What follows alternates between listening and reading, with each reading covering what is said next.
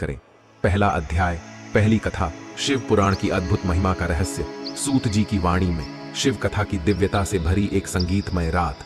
यज्ञशाला में धधकती अग्नि, हवा में घुली मंत्रों की गूंज, और बीच में बैठे थे सूत जी, जिनकी वाणी स्वयं अमृत की धारा थी।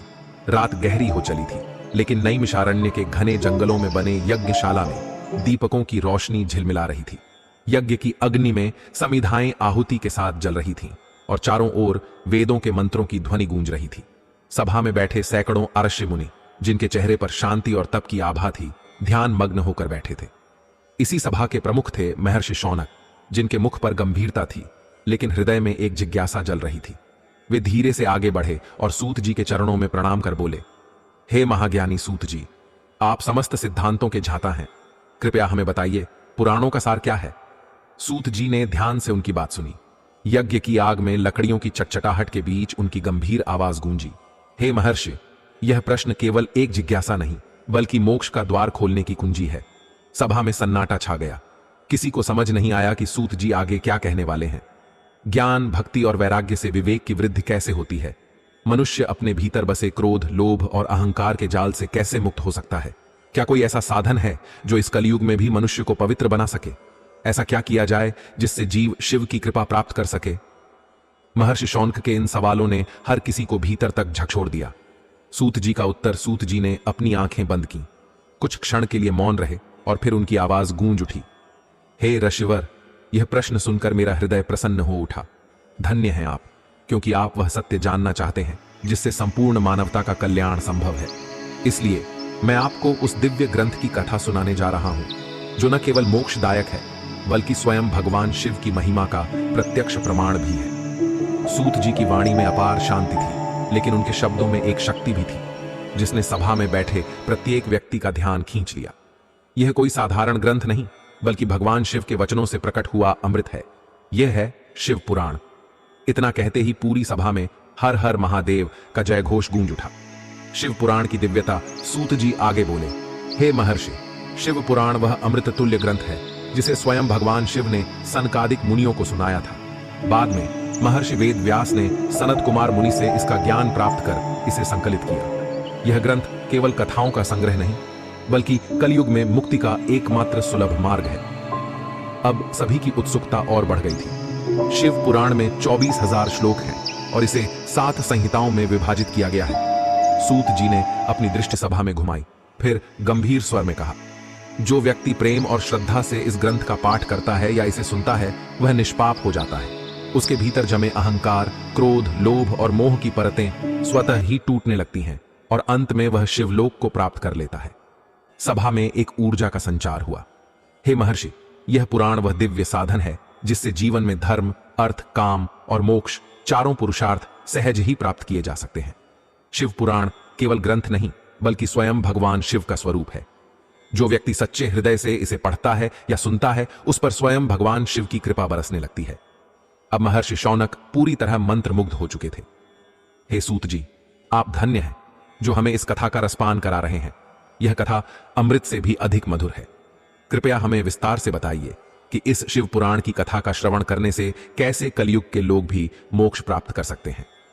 सूत जी ने हल्की मुस्कान के साथ उत्तर दिया, हे महर्षि, जो भी भक्त सच्चे हृदय से इस कथा को सुनता है, वह संसार के सारे बंधनों से मुक्त होकर भगवान शिव की शरण में चला जाता है।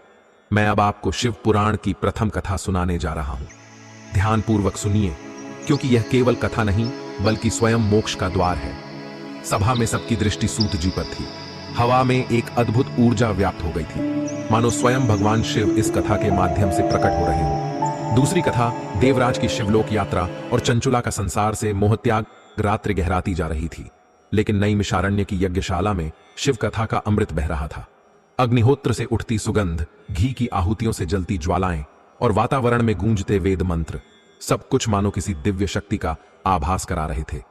सभा में बैठे थे महर्षि शौनक, जिनका मन अभी भी उस कथा के प्रभाव से रोमांचित था जो सूत जी ने पहले सुनाई थी। उन्होंने श्रद्धा से प्रणाम किया और बोले, हे महाज्ञानी सूत जी, आप धन्य हैं जो हमें इस दुर्लभ कथा का श्रवण करवा रहे हैं। इस कथा से बढ़कर कोई कल्याणकारी साधन इस पृथ्वी पर नहीं है।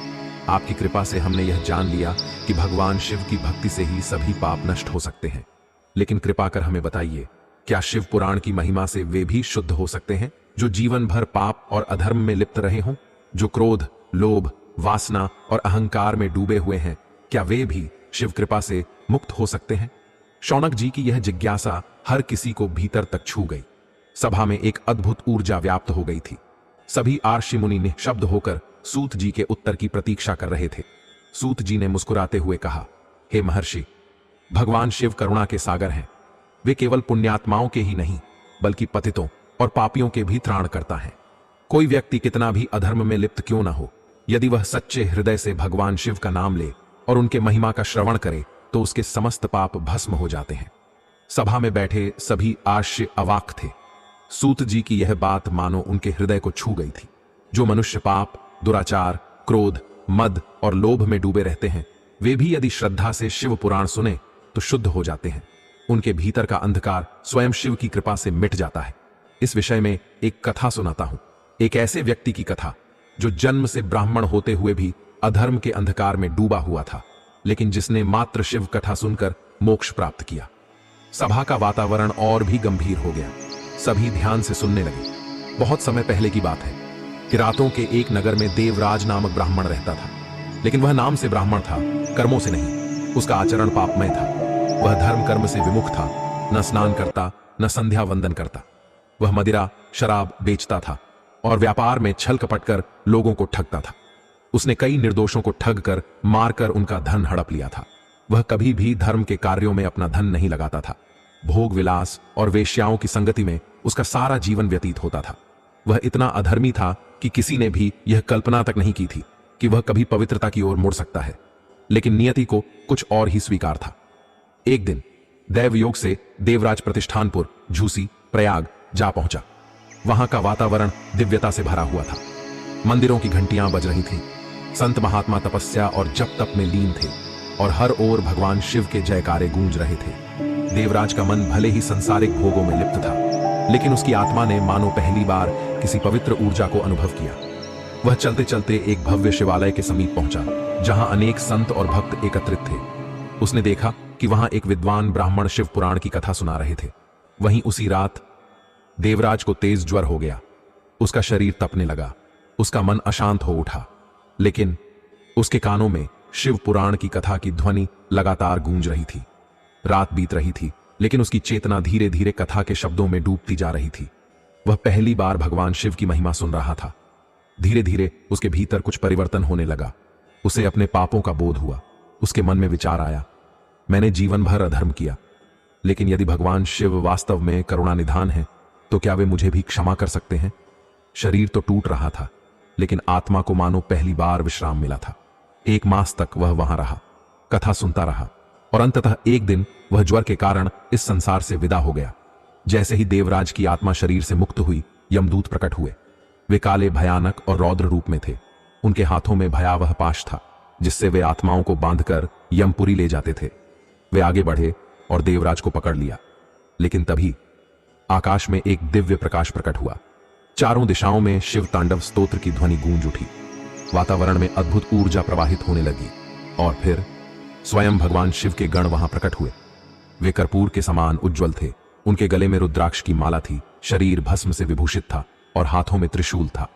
उन्होंने गरज कर कहा, हे यमदूतों, यह आत्मा अब शिवलोक की अधिकारी बन चुकी है, इसे मुक्त करो। यमदूत घबराए। उन्होंने कहा, यह व्यक्ति जीवन भर पापी था, क्या केवल शिव कथा सुनने से इसके समस्त पाप मिट सकते हैं? शिवगणों ने गर्जना करते हुए उत्तर दिया, शिव नाम मात्र से भवसागर तर जाता है। जो व्यक्ति श्रद्धा से शिव पुराण सुन ले, उसका उद्धार निश्चित है। यमदूत भयभीत हो उठे और देवराज को छोड़कर वहां से भाग गए। अब शिवगणों ने देवराज को दिव्य विमान में बिठाया और शिवलोक की ओर प्रस्थान किया। जब वह शिवलोक पहुंचा तो स्वयं भगवान शिव ने उसे अपने चरणों में स्थान प्रदान किया। यह कथा इस सत्य का प्रमाण है कि शिव कथा का श्रवण करने मात्र से ही मनुष्य के समस्त पाप नष्ट हो जाते हैं। शौनक जी ने भावुक होकर कहा, हे सूत जी, अब हमें कोई ऐसी कथा सुनाइए जिससे भगवान शिव के प्रति हमारा प्रेम और भी बढ़ जाए। तीसरी कथा बिंदुक ब्राह्मण की कथा। अधर्म के अंधकार से वैराग्य के प्रकाश तक रात्रि अपनी गहराइयों में थी, लेकिन नैमिषारण्य की यज्ञशाला में मंत्रों की दिव्य गूंज वातावरण को शिवमय बना रही थी। यज्ञ कुंड में अग्नि प्रज्वलित थी, जिससे उठती लपटें अंधकार को चीरती हुई मानो इस कथा की साक्षी बन रही थीं।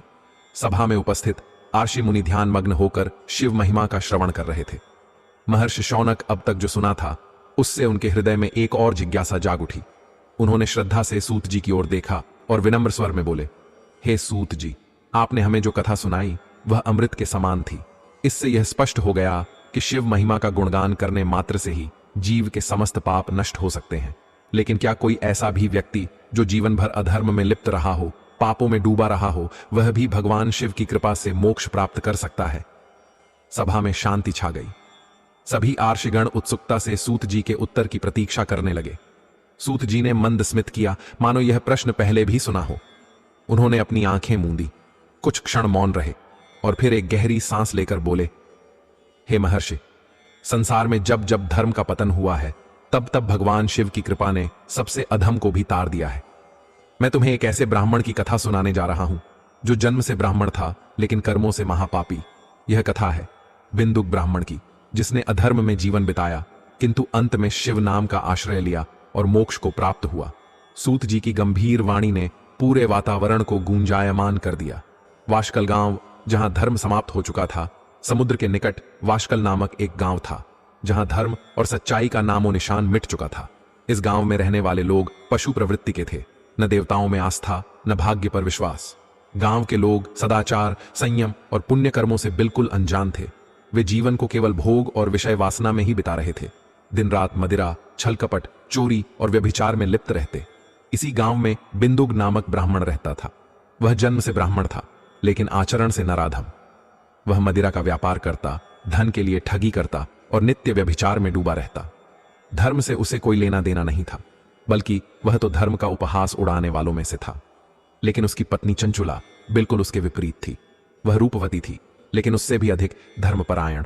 वह नित्य भगवान शिव की पूजा करती, संध्या वंदन करती और अपने पापी पति के लिए प्रार्थना भी करती। परंतु कितने दिन तक? पति के कुकर्मों का असर अब धीरे धीरे उसके मन पर पड़ने लगा। वर्षों तक उसने सहन किया किंतु अंततः वह भी मन से विचलित होने लगी। जब मेरा पति ही धर्म का अपमान करता है तो मैं अकेले क्यों सही राह पर चलूं? यही विचार धीरे धीरे उसके मन में घर करने लगा। समय बीतता गया और वह भी पतन के मार्ग पर चल पड़ी। बिंदुक की मृत्यु और पिशाच योनि में प्रवेश जैसा बोया वैसा पाया। कुछ वर्षों बाद बिंदुक की मृत्यु हो गई।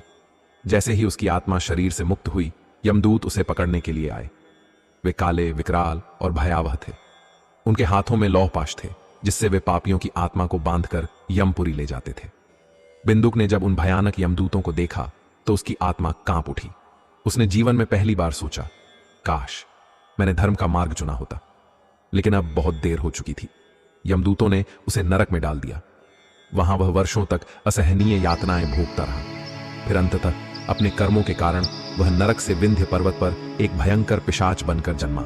चंचुला का तीर्थ यात्रा पर जाना पति की मृत्यु के बाद चंचुला कुछ समय तक अपने परिवार के साथ रही, लेकिन अब वह पूरी तरह धर्म से गिर चुकी थी।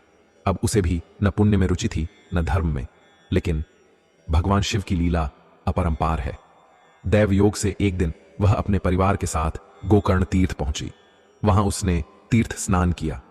चलते चलते वह एक भव्य शिव मंदिर में पहुंची जहां एक ब्राह्मण शिव पुराण की कथा सुना रहा था। शिव कथा का प्रभाव और वैराग्य कथा में ब्राह्मण ने कहा, जो स्त्रियां अधर्म में लिप्त रहती हैं, जो अपने कर्तव्य से विमुख होकर व्यभिचार में फंस जाती हैं, वे यमराज की कठोर यातनाओं को भोगती हैं। यमदूत उनके शरीर को तप्त लोहे से दागते हैं। वे उन्हें असहनीय कष्ट देते हैं क्योंकि प्रत्येक पाप का फल अवश्य भोगना पड़ता है। यह सुनते ही चंचुला का मन भय से कांप उठा। उसकी आंखों के सामने जीवन के सारे दृश्य घूमने लगे। वह दिन जब उसने पहली बार धर्म का त्याग किया था, वह दिन जब उसने पति के साथ अधर्म का मार्ग अपनाया था, और वह दिन जब वह पूरी तरह धर्म विहीन हो चुकी थी। क्या यही मेरा अंत है? कथा समाप्त होते ही चंचुला कांपते हुए ब्राह्मण के चरणों में गिर पड़ी। हे ब्राह्मण, मैं अधर्म में लिप्त रही, लेकिन अब मुझे इस संसार से वैराग्य हो गया है। क्या शिव कृपा से मेरा उद्धार हो सकता है? उसके शब्दों में पछतावा था, आंखों में पश्चाताप था और हृदय में वैराग्य। सूत जी बोले, हे महर्षि शौनक, यही संसार का नियम है। जब व्यक्ति मोह माया में डूबा रहता है तब उसे धर्म का ज्ञान नहीं होता, लेकिन जैसे ही उसे अपने कर्मों का बोध होता है तब वह मोक्ष की ओर बढ़ने का प्रयास करता है। अब आगे सुनो कि चंचुला ने कैसे अपने पति की आत्मा को मुक्त किया और कैसे उसने शिव भक्ति से मोक्ष प्राप्त किया। चौथी कथा, चंचुला की शिव कथा सुनने में रुचि और शिवलोक गमन। यह कहानी है एक स्त्री की जिसने जीवन के हर रंग को देखा, पाप में डूबी, पतन के गर्त में गिरी, फिर भगवान शिव की कथा से उसका हृदय ऐसा बदला कि मोक्ष तक पहुंच गई। यह कथा केवल उसकी नहीं बल्कि हर उस व्यक्ति की है जो सत्य की खोज में भटक रहा है। रात्रि का अंतिम पहर था। नैमिषारण्य की यज्ञशाला में दीपक मंद मंद जल रहे थे। हवा में घुली घी और चंदन की सुगंध वातावरण को और भी पवित्र बना रही थी। सूत जी की गहरी वाणी गूंज रही थी और आर्षि मुनि ध्यान मग्न होकर कथा सुन रहे थे। कथा सुनते सुनते महर्षि शौनक की आंखों में एक और जिज्ञासा जागी। उन्होंने श्रद्धा से प्रणाम किया और बोले, हे महाज्ञानी सूत जी, आपने हमें जो कथा सुनाई उससे यह सिद्ध हो गया कि शिव महिमा से बड़ा पापी भी मुक्त हो सकता है। लेकिन बताइए, उस चंचुला का क्या हुआ जिसने अपना धर्म त्याग दिया था, जिसे शिव कथा का श्रवण करने का सौभाग्य प्राप्त हुआ था? क्या वह भी शिव कृपा से तार गई? सूत जी ने हल्की मुस्कान के साथ उत्तर दिया, हे महर्षि, शिव कथा केवल एक कथा नहीं, यह आत्मा का शुद्धिकरण है। जिसने इसे सच्चे हृदय से सुना वह मुक्त हो गया। सुनो चंचुला की अंतिम यात्रा की कथा। जब चंचुला को अपनी भूल का एहसास हुआ, गोकर्ण तीर्थ में शिव मंदिर के गर्भगृह में दीप जल रहे थे। मंदिर में एक ब्राह्मण भगवान शिव की कथा सुना रहा था। चंचुला का मन अब पहले जैसा नहीं था। उसका मन अशांत था, हृदय में पश्चाताप की ज्वाला जल रही थी। उसने कथा में सुना, जो स्त्री धर्म से विमुख हो जाती है, जो अपने जीवन को व्यभिचार में लगा देती है, उसे यमराज की कठोर यातनाएं सहनी पड़ती हैं। पाप का फल हर हाल में भोगना पड़ता है और मृत्यु के बाद केवल पश्चाताप बचता है। चंचुला कांप उठी, उसकी आंखों से आंसू बह निकले। हे ब्राह्मण, मुझे क्षमा करें, मैंने जीवन भर पाप किए हैं। क्या मैं अब भी शिव कृपा प्राप्त कर सकती हूं? ब्राह्मण ने शांत स्वर में कहा, नारी, तुम सौभाग्यशाली हो कि समय रहते तुमने अपनी गलती का एहसास कर लिया। भगवान शिव के परम अनुग्रह से तुम पवित्र हो सकती हो। डरो मत, शिव की शरण में जाओ, उनका नाम लो, उनके चरणों में समर्पण कर दो। वे कृपालु हैं, वे पापियों के भी तारणहार हैं। चंचुला अब पूर्णतः बदल चुकी थी। उसका हृदय निर्मल हो चुका था। शिव कथा से पापों का क्षय। ब्राह्मण आगे बोले, हे चंचुला, तुमने जो पाप किए उनके लिए पश्चाताप ही सबसे बड़ा प्रायश्चित है। जो व्यक्ति अपने कुकर्मों के लिए सच्चे हृदय से पछताता है, उसका उद्धार निश्चित है। शिव कथा सुनने मात्र से मन पवित्र हो जाता है। जो व्यक्ति इस कथा को सुनता है, उसके चित्त में शिव और पार्वती का वास होता है, और जो व्यक्ति शिव के चरणों में समर्पित होता है, उसकी एक ही जन्म में मुक्ति संभव हो जाती है। यह सुनकर चंचुला की आंखें भर आईं। उसने हाथ जोड़कर कहा, हे ब्राह्मण, कृपा करें, मुझे इस कथा का श्रवण कराएं, जिससे मैं अपने पापों से मुक्त हो सकूं। शिव भक्ति में विलीन चंचुला। इसके बाद चंचुला ने उस ब्राह्मण की सेवा में रहकर शिव कथा का निरंतर श्रवण किया। अब वह केवल शिव का स्मरण करती, शिव की स्तुति गाती और शिव भक्ति में तल्लीन रहने लगी। उसका हृदय निर्मल हो गया, उसके सारे विकार नष्ट हो गए। अब वह केवल भगवान शिव की उपासना में लीन रहती। कुछ समय बाद जब उसका जीवन समाप्त हुआ, तब बिना किसी पीड़ा के उसने शरीर त्याग दिया। शिवलोक से दिव्य विमान का आगमन। जैसे ही चंचुला ने देह त्यागी, शिवलोक से एक दिव्य विमान प्रकट हुआ। वह विमान स्वर्ण और मणियों से अलंकृत था। शिवगण उस विमान को लेकर स्वयं आए थे। आओ चंचुला, भगवान शिव ने तुम्हें अपना लिया है, अब तुम्हारा स्थान शिवलोक में है। यह दिव्य वाणी सुनते ही चंचुला आनंद से भर उठी। उसने दिव्य रूप धारण किया। उसका संपूर्ण अस्तित्व अब पाप रहित, निर्मल और तेजस्वी हो गया था। वह विमान में बैठी और शिवलोक की ओर प्रस्थान किया। चंचुला के शिवलोक आगमन जैसे ही वह शिवलोक पहुंची, उसने जो देखा उसकी कल्पना भी पृथ्वी पर संभव नहीं थी। चारों ओर प्रकाश ही प्रकाश था। स्वयं भगवान शिव अपने दिव्य स्वरूप में विराजमान थे। देवता उनकी सेवा में उपस्थित थे। गौरी माता मंद मुस्कान के साथ चंचुला का स्वागत कर रही थीं। चंचुला ने भाव विभोर होकर भगवान शिव और माता पार्वती के चरणों में प्रणाम किया। भगवान शिव ने उसे आशीर्वाद देते हुए कहा, हे चंचुला, तुमने भोग और पाप के अंधकार से निकलकर सत्य का मार्ग अपनाया। तुमने मेरी कथा को सुना, मेरी शरण में आई, इसलिए अब से तुम शिवलोक की अधिष्ठात्री होगी। माता गौरी की सेवा में रहोगी और अनंत काल तक आनंद में निवास करोगी। मां गौरी ने मुस्कुराते हुए कहा। 5. चंचुला, अब तुम मेरी सखी हो। तुम्हें किसी भी जन्म में कोई पीड़ा नहीं होगी। चंचुला के नेत्रों से अश्रुधाराएं बह निकली। अब वह संपूर्ण रूप से मुक्त हो चुकी थी, पाप से, बंधनों से, संसार से। सूत जी का निष्कर्ष। सूत जी बोले, हे महर्षि शौनक, यह कथा हमें यह सिखाती है कि कोई भी कितना भी पापी क्यों ना हो, यदि वह सच्चे हृदय से भगवान शिव की शरण में आ जाए तो उसका उद्धार निश्चित है। शिव कथा केवल सुनने मात्र से ही आत्मा पवित्र हो जाती है। जो व्यक्ति भगवान शिव के चरणों में समर्पण करता है, उसे कोई शक्ति संसार में बांध नहीं सकती। इस कथा को सुनकर महर्षि शौनक के नेत्र भी नम हो गए। हे सूत जी, धन्य हैं आप जो हमें ऐसी दिव्य कथा सुना रहे हैं। अब कृपा करके आगे की कथा सुनाइए। सूत जी ने मुस्कुराकर सिर हिलाया। अगली कथा और भी अद्भुत है, सुनो। अब मैं तुम्हें एक और रहस्यमयी कथा सुनाने जा रहा हूं। 5वीं कथा, बिंदुक का पिशाच योनि से उद्धार। यह कथा है अधर्म के अंधकार से शिव कृपा की रोशनी तक की यात्रा की, जहां पाप से घिरा व्यक्ति भी मोक्ष को प्राप्त कर सकता है। शिवलोक में चंचुला अब माता पार्वती की सेवा में मग्न थी, लेकिन मन में एक प्रश्न बार बार उठता, मेरे पति बिंदुक का क्या हुआ? एक दिन वह माता उमा के चरणों में झुक गई और विनम्र स्वर में बोली, हे माता, कृपा करके बताइए, मेरे पति की क्या गति हुई? क्या मैं उनसे फिर कभी मिल सकूंगी? माता पार्वती ने गहरी सांस ली और उत्तर दिया, बेटी, तुम्हारे पति ने जीवन भर पाप किए, उनका अंत भी भयानक हुआ। उन्होंने नरक की यातनाएं सही हैं और अब विंध्य पर्वत पर पिशाच योनि में पड़े हैं। चंचुला की आंखों से आंसू छलक पड़े। हे माता, यदि कोई उपाय हो तो कृपा करके बताइए, जिससे उनका उद्धार हो सके। माता पार्वती मुस्कुराई और बोली, यदि बिंदु को शिव पुराण की कथा सुनाई जाए तो वे इस दुर्गति से मुक्त होकर उत्तम गति को प्राप्त कर सकते हैं।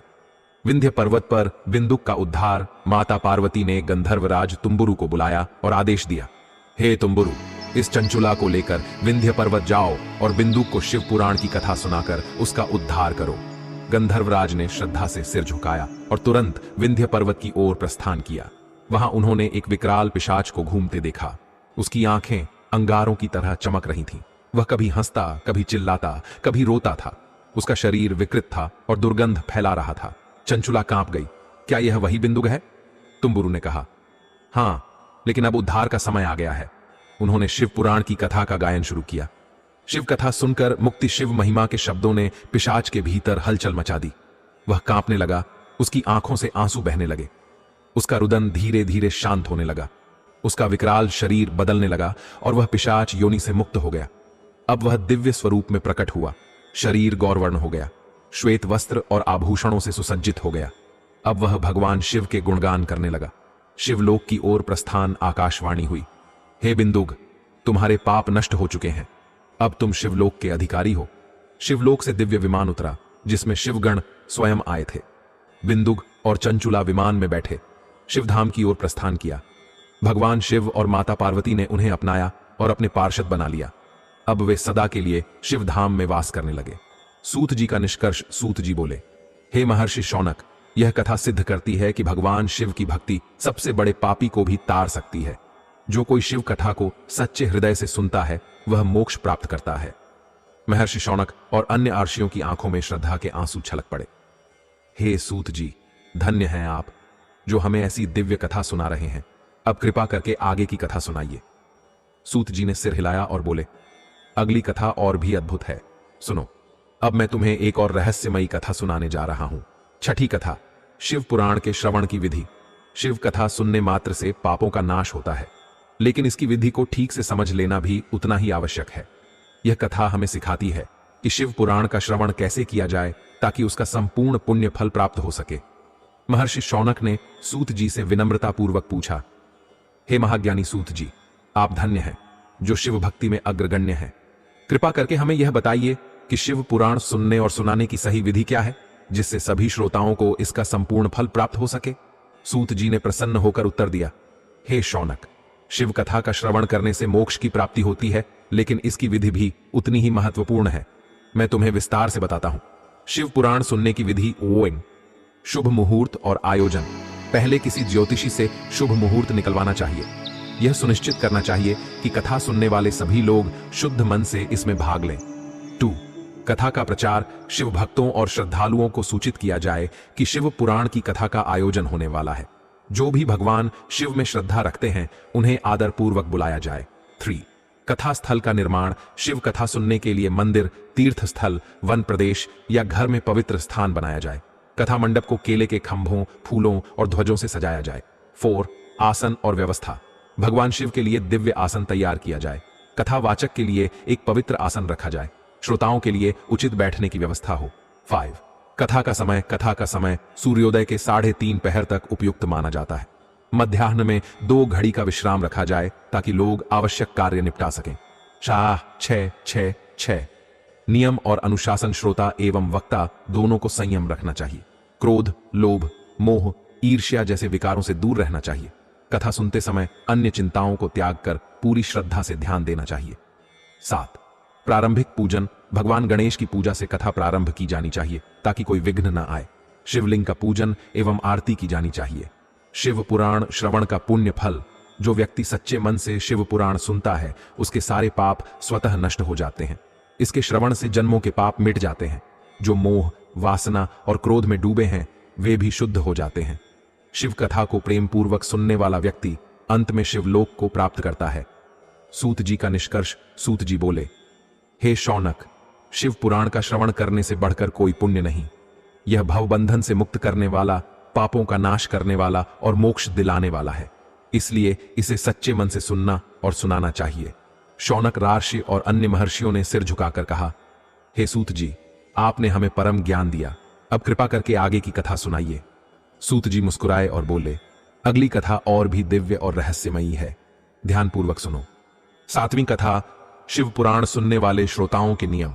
शिव पुराण सुनना अपने आप में एक महान साधना है, लेकिन इसका पूर्ण लाभ तभी प्राप्त होता है जब इसे श्रद्धा और विधि विधान के अनुसार सुना जाए। इस कथा में सूत जी श्रोताओं के लिए आवश्यक नियम बताते हैं जिससे वे शिव कृपा प्राप्त कर सकें। महर्षि शौनक का प्रश्न। शौनक आर्षि ने विनम्रता पूर्वक पूछा, हे महाज्ञानी सूत जी, जो व्यक्ति शिव पुराण सुनते हैं उन्हें कौन कौन से नियमों का पालन करना चाहिए ताकि वे इसका संपूर्ण पुण्य फल प्राप्त कर सकें? सूत जी ने उत्तर दिया, हे शौनक, शिव पुराण के श्रवण से महान पुण्य प्राप्त होता है, लेकिन इसे सुनने के लिए कुछ आवश्यक नियमों का पालन करना अनिवार्य है। मैं तुम्हें विस्तार से बताता हूं। शिव पुराण श्रवण के नियम। 1 शुद्धता और व्रत का पालन। कथा सुनने से पहले शुद्ध मन से संकल्प लें और गुरु या आचार्य से दीक्षा प्राप्त करें। ब्रह्मचर्य का पालन करें, भूमि पर सोएं, पत्तल में भोजन करें और कथा समाप्त होने तक नियम पूर्वक रहें। समर्थ व्यक्ति को कथा समाप्ति तक उपवास रखना चाहिए और एक समय ही भोजन करना चाहिए। 2 आहार संयम। प्याज, लहसुन, हींग, गाजर, मद्यपान और मांसाहार का पूर्ण त्याग करें। गृष्ट भोजन, अधिक तेल मसाले वाला आहार न ले बल्कि सात्विक भोजन करें। 3 आचरण और व्यवहार। सत्य, दया, मौन, सरलता, विनम्रता और सहृदयता का पालन करें। क्रोध, लोभ, ईर्ष्या, छल कपट और निंदा से दूर रहें और कथा वाचक का आदर करें। 4 कथा का नियम पूर्वक श्रवण। कथा को श्रद्धा और ध्यान पूर्वक सुने। इधर उधर की बातों में मन न लगाएं। जो निष्काम मोक्ष चाहने वाले हैं वे मोक्ष प्राप्त करेंगे और जो काम सांसारिक इच्छाएं रखने वाले हैं वे अपने अभीष्ट फल को प्राप्त करेंगे। शिव पुराण श्रवण के समापन के नियम। शिव पुराण और आचार्य का पूजन। कथा समाप्ति पर शिव पुराण ग्रंथ का विधि पूर्वक पूजन करें। ग्रंथ को सुंदर वस्त्र में लपेटकर एक पवित्र स्थान पर रखें। कथावाचक आचार्य का पूजन करें और उन्हें वस्त्र एवं दक्षिणा प्रदान करें। 2 दान और हवन। ब्राह्मणों को अन्न, वस्त्र, दक्षिणा और आवश्यक दान दें। समृद्ध व्यक्ति सोने का एक सुंदर सिंहासन बनवाकर उस पर शिव पुराण स्थापित कर विधि पूर्वक पूजन करके दान करें। हवन करें। यदि संभव न हो तो भगवान शिव के 1008 नामों का पाठ करें। 3 उत्सव और कीर्तन। कथा समाप्ति पर भजन, कीर्तन, वाद्य यंत्र और नृत्य द्वारा उत्सव मनाएं। घर में शांति के लिए शिव मंत्रों का पाठ करें। सूत जी का निष्कर्ष। सूत जी बोले, हे शौनक, जो व्यक्ति इन नियमों का पालन करके श्रद्धा और भक्ति के साथ शिव पुराण सुनता है वह अपने समस्त पापों से मुक्त हो जाता है। यह शिव कृपा प्राप्त करने का सरलतम मार्ग है। शौनक ऋषि ने सिर झुकाकर कहा, हे सूत जी, आपने हमें अद्भुत ज्ञान दिया। अब कृपा करके आगे की कथा सुनाइए। सूत जी मुस्कुराए और बोले, अगली कथा और भी चमत्कारी और रहस्यमयी है, ध्यान पूर्वक सुनो। 2 अध्याय यानी विद्येश्वर संहिताश। पहली कथा, पापों से मुक्ति के दिव्य साधन, आत्मशुद्धि की राह, कलयुग में धर्म का पतन और शिव भक्ति का मार्ग। भगवान शिव का ध्यान जो आदि से अंत तक नित्य मंगलमय है, जो आत्मस्वरूप को प्रकाशित करते हैं, जिनके 5 मुख हैं, जो सृष्टि की रचना, पालन और संहार करते हैं, ऐसे भगवान महादेव को मैं हृदय से नमन करता हूं। प्रयागराज का महायज्ञ और ऋषियों की जिज्ञासा। प्रयागराज में जहां गंगा यमुना का संगम होता है, वहां महर्षियों ने एक महान यज्ञ का आयोजन किया। जब इस यज्ञ का समाचार चारों ओर फैला तो महान पौराणिक विद्वान सूत जी, जो महर्षि व्यास के शिष्य थे, वहां पधारे। जैसे ही वे पहुंचे, सभी आर्षियों ने हाथ जोड़कर उनका स्वागत किया और विनम्रता से कहा, हे सर्वज्ञ विद्वान रोमहर्षण जी, आप परम भाग्यशाली हैं, जिन्होंने स्वयं महर्षि व्यास के मुख से पुराणों का ज्ञान प्राप्त किया है। आप भूत, भविष्य और वर्तमान के ज्ञाता हैं। हमारे लिए यह सौभाग्य की बात है कि हमें आपके दर्शन का अवसर मिला। कृपा कर हमें ऐसा ज्ञान प्रदान करें जिससे हम धर्म के वास्तविक स्वरूप को समझ सकें। कलयुग में धर्म का पतन। सूत जी बोले, हे मुनियों, कलयुग में जब अधर्म प्रबल होगा, तब मनुष्य पुण्य कर्मों से दूर होकर पाप में लिप्त हो जाएंगे। लोग पराई स्त्रियों की ओर आकर्षित होंगे, हिंसा को बढ़ावा देंगे और अपनी बुद्धि भ्रष्ट कर लेंगे। कलयुग में वेदों द्वारा स्थापित वर्ण आश्रम व्यवस्था समाप्त हो जाएगी। सभी अपने धर्म का त्याग कर विपरीत आचरण करने लगेंगे। इससे समाज में अराजकता फैलेगी, परिवार टूट जाएंगे और प्राकृतिक आपदाएं चारों ओर बढ़ जाएंगी। स्वार्थ और लोभ इतना बढ़ जाएगा कि ब्राह्मण वेदों का व्यापार करने लगेंगे, क्षत्रिय कायर हो जाएंगे, वैश्य केवल धन संचय में मग्न रहेंगे और शूद्र अपने धर्म को छोड़कर छल कपट में लिप्त हो जाएंगे। स्त्रियां भी सदाचार से विमुख होकर पति का अपमान करेंगी और परिवार में कलह का कारण बनेंगी। लोभ और लालच से समाज भ्रष्ट हो जाएगा।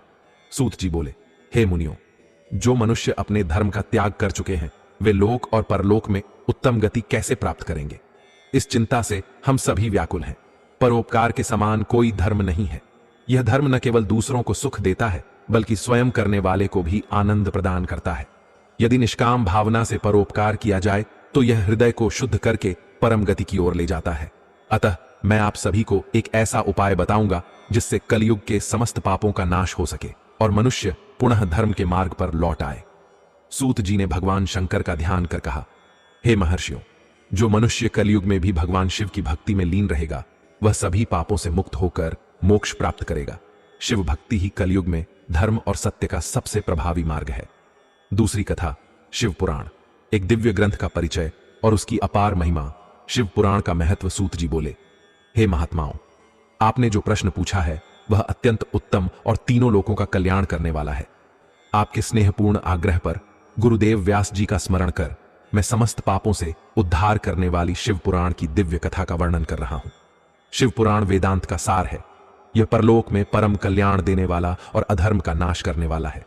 इसमें भगवान शिव के दिव्य यश का विस्तार पूर्वक वर्णन किया गया है। यह धर्म, अर्थ, काम और मोक्ष जैसे चारों पुरुषार्थों को प्रदान करने वाला है। जो व्यक्ति कलयुग में इस पुराण का अध्ययन करेगा, वह समस्त पापों से मुक्त होकर उत्तम गति को प्राप्त करेगा। इसके उदय से ही कलयुग के पापों की तीव्रता समाप्त हो जाएगी।